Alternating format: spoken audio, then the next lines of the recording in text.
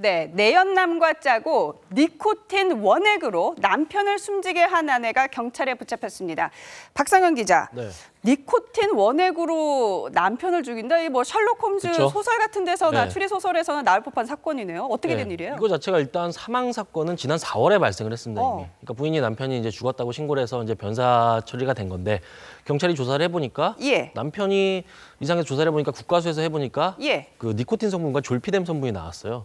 네. 그러니까 근데 이 남편 자체가 예. 담배도 흡연자도 아닌데 아. 몸에서 니코틴 성분이 나왔고 예. 그리고 쫙 들여다 보니까 둘 예. 사이에 결혼한 지도 나이는 40대가 넘었지만 결혼한 지도 한 2달뿐이 안 됐고 그러니까 뭔가 이상한 점을 발견한 거죠. 예. 이 사이에 보니까 이 부인의 내연남이 하나 있었어요. 아. 그 내연남과의 동거래까지도 있었던 정황을 경찰이 파악을 하고 예. 어떻게 보면 이제 일반 변사 사건으로 처리해야 될 것을 예. 다시 이제 재수사가 들어가서 예. 현재 사건이 이제 진행 중인 거죠. 지금 뭐 돈 문제는 어떻게 돼요? 남편 재산을 빼돌려서 뭐 그러니까 뭐냐면- 내연남한테 흘러간 정황이 있다면서요? 네, 남편이 이제 죽자마자 이제 결혼 관계니까 이제 그 예. 재산을 자기가 집을 팔았어요. 그 10억 예. 원 정도의 이제 재산을 자기 앞으로 한 다음에 예. 그 과정 중에서 1억 원 정도가 예. 내연남 통장으로 흘러 들어간 정황이 파악이 됐어요. 지금. 그렇군요. 지금 경찰 조사 결과 이 부부가 사실혼 관계를 맺은 거는 6년이었지만 혼인 신고를 한 것은 불과 2달 전이라고 합니다. 양지열 변호사님. 그래서 혹시라도 남편의 보험금을 노리고 일부러 2달 전에 혼인 신고를 한 게 아닌가라는 추측도 가능할 것 같거든요. 충분히 가능하죠. 충분히 가능하고 사실 사실혼과 이게 정상적인 법률혼과의 차이는 뭐냐면 예. 유일하게 상속을 받을 수 있느냐 없느냐 차이밖에 없거든요. 2달 전에 결혼을 해서 혼인신고를 했기 때문에 예. 상속 절차를 통해서 모든 재산이라든가 이런 걸 처분하기가 쉬웠을 거고 예. 보험이 있었다면 보험도 수령할 수가 있었을 것이고요. 예. 더군다나 결정적인 게 내연남과 관계가 한 2년 정도가 유지가 되고 있었고 잠깐 말씀이 그러면- 나왔지만 예. 계좌로 1억 원이 넘는 돈을 송금을 그렇죠. 해줬다고 합니다. 그건 뭐 거의 뭐 상당히 의심이 많이 가는 대목이죠. 네, 승 의원님, 만약에 이 남편이 지금 조사 결과 비흡연자였는데 니코틴이 검출이 돼서 수상하게 여겨서 이 범행의 전모가 드러났는데 만약에 이 남편이 담배를 안 피는 사람이요, 담배를 피는 흡연자였어요. 그러면 완전 범죄 될 수 있었을까요? 사실 이제 담배를 피우는 분들의 니코틴 양을 확인해 보면 여기에 예. 있는 양하고는 굉장히 다릅니다. 굉장히 극소량이 발견되는데 지금 이 시신에서는 무려 1.95ml의 니코틴이 발견되는 거예요. 이런 거는 사실상 외부에서 습식을 하지 않으면 나올 수 없는 양이었기 때문에 뭐 주위에 혹시나 뭐 그런 아무리 생각하시는 분은 골초라도. 없겠지만 절대로 담배를 피웠을 때 몸에 축적되는 예. 니코틴 양과 예. 그다음에 지금 우리가 갖고 있는 일반적인 어떤 니코틴 양은 형격하게 차이가 있기 때문에 예. 만약에 이런 상태에서 또 다른 범죄가 발견되면 반드시 이제 그 국과수의 부검을 통해서 발견될 수 있다고 밝혀질 그렇군요. 것이라고 생각합니다. 예. 네, 들으신 것처럼 니코틴 알고 보면 굉장히 위험한 물질입니다. 혈중 니코틴이 리터당 0.17mg 이하일 때는 안전하지만 3.7mg 이상이 되면 치사량이 됩니다. 하지만 치사량에 못 미치는 1.4mg에도 사망을 한 사례가 있기 때문에 이번 사건에서 사망한 남편의 시신에서 검출된 1.95mg 이 정도면 충분히 사람이 사망을 하고도 남는 수준이라고 합니다. 자, 1.95mg은 안전 수준의 11배라고 하는데요.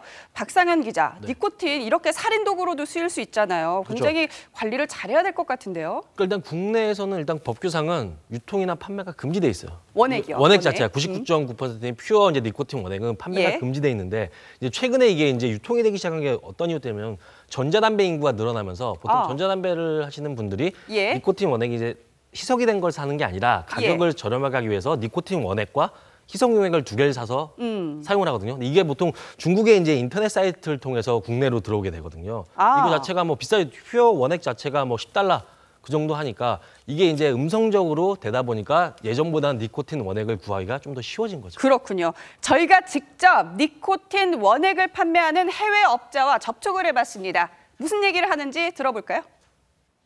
99%랑 99.9 퓨어 니코틴은 원액이거든요. 두 가지 다 원액이에요.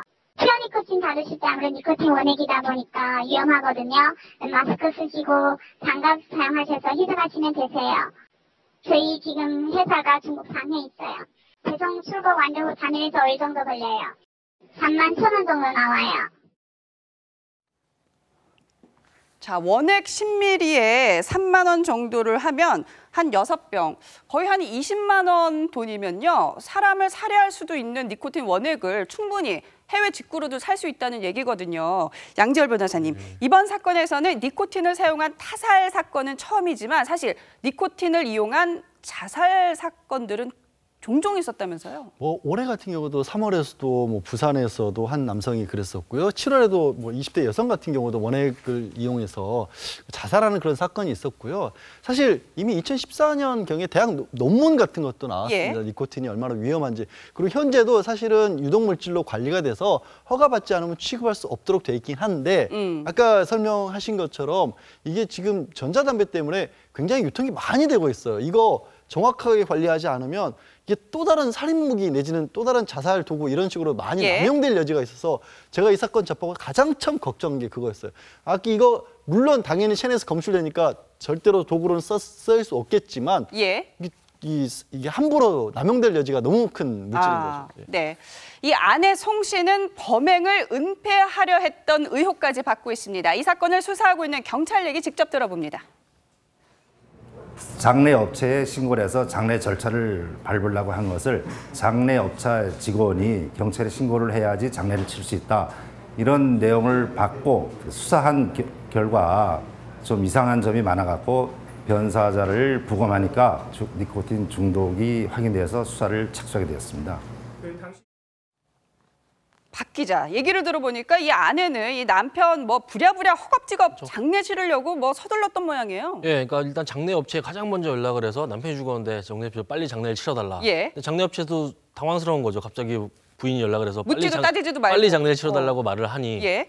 그리고 이제 경찰이 결국은 그래서 장례 업체에서 신고를 하게 된 거죠. 보신 것처럼 장례 업체에서 경찰에다 좀 수상하다라고 신고를 했고, 예. 그래서 경찰에서 국가수에 부검을 해보니까 아까 말씀드린 대로 결국은 니코틴 원액이 다량 검출되다 보니까 수사가 다시 시작이 된 거죠. 그렇군요. 승 의원님, 여기에서 등장하는 인물이 또 하나 있습니다. 내연남이요. 네네. 이 사람은 어떤 사람이에요? 지금 저희들까지 이제 쭉 이제 이야기해왔던 그 스토리 중에 하나의 인물로 들어왔었는데 사실 이제 이 여자와 이 내연남이 한 2010년부터 이제 동거관계를 시작합니다. 저희들이 사실혼이라고 이제 얘기를 예. 하는 동거관계를 시작했는데 이게 한 6년 정도 이렇게 됐는데 갑자기 이렇게 혼인 신고를 하지 않다. 갑자기 혼인 신고를 하게 됩니다. 혼인 신고를 하고 지금 남편이랑은 6년 전에 만났고 예. 내연남은 1년 전쯤에. 예, 그렇게 만났는데, 죄송합니다. 예, 만났는데 갑자기 이제 기존에 있던 그 동거하는 그 남자와 이제 갑자기 혼인 신고를 하게 되고 예. 내연남에 대해서 이제 상속이란 문제를 예. 같이 이제 의논하면서 그럼 어떻게 재산을 처분할까라는 논의를 이제 진행하면서 사실 이제 사건 직후에도 이제 내연남에게 지금까지 저희들이 말했다시피 예. 1억 원 가까이 이제 송금하는 그런 어떤 경우가 발생하기 때문에 사실 이 사건의 배후에는 지금까지 있었던 이 내연남이 이 사건을 전체적으로 이렇게 그림을 그리지 않았을까. 그렇게 해서 이 상속을 받으려면 어떻게 해야 되고 혼인신고를 하고 혼인신고하고 난 다음에 이런 어떤 니코틴을 사용해서 조금 이렇게 굉장히 끔찍한 일을 만들어 보자라고 네. 뒤에서 이렇게 배후 조정을 하는 인물이 아닌가 그렇게 저희들은 추측하고 있습니다. 그렇군요. 양지열 변호사님, 니코틴 원액이요. 뭐 냄새라든지 색깔이라든지 이런 거 안 나나요? 만약에 그렇다면 조금 식별하기가 쉬울 것 같은데요. 무색무취입니다. 무색무취고요. 사실 이게 저도 구경을 좀 해본 적이 있는데 예. 그냥 손이나 눈에 들어가면은 위험하다는 경고 문구 정도만 있고 아주 조그만 병에 있어서 정말 위험한 물질입니다. 말씀드린 것처럼 이게 단속을 강화해야 됩니다. 사용할 수 있는 거를. 예. 정말 충격적인 뭐 치정 사건이라고 해야 되나요? 국내에서 첫 번째 기록되는 아마 니코틴 살인 사건이 될 것 같은데, 자, 박 기자, 네. 네티즌들 관심도 지금 쏟아지고 있죠? 그렇죠. 네티즌들도 지금 이게 국내에서는 처음으로 니코틴으로 인해서 아까 말씀한 무색무취의 하나의 또 새로운 살인 도구가 나타난 거거든요. 네. 이게 그러니까 또 다른 모방 범죄가 생기지 않을까라는 두려움도 생기고 있고. 그게 가장 걱정스러운 부분이에요, 그렇죠. 사실. 경찰도 지금 그 부분을 예. 가장 저기하게 생각하고 있는 건데 특히 예. 이제 이게 흔히 얘기해서 옛날 추리소설에나 나오던 하나의 약품을 이용해서 더군다나 이 니코틴 조금만 몇 방울만 더 떨어뜨려도 치사량이 될 수 있는 거거든요. 너무 구하기 쉽다. 예. 네티즌들 사이에서는 이제 하나의 진짜 무서운 물질이 된 거죠. 니코틴 자체가. 네. 참 니코틴 원액 관리 정말 철저하게 해야 될 것 같습니다. 지금까지 세 분과 함께 화제의 사건 사고 소식들 짚어봤습니다. 오늘 말씀 잘 들었습니다. 감사합니다. 고맙습니다.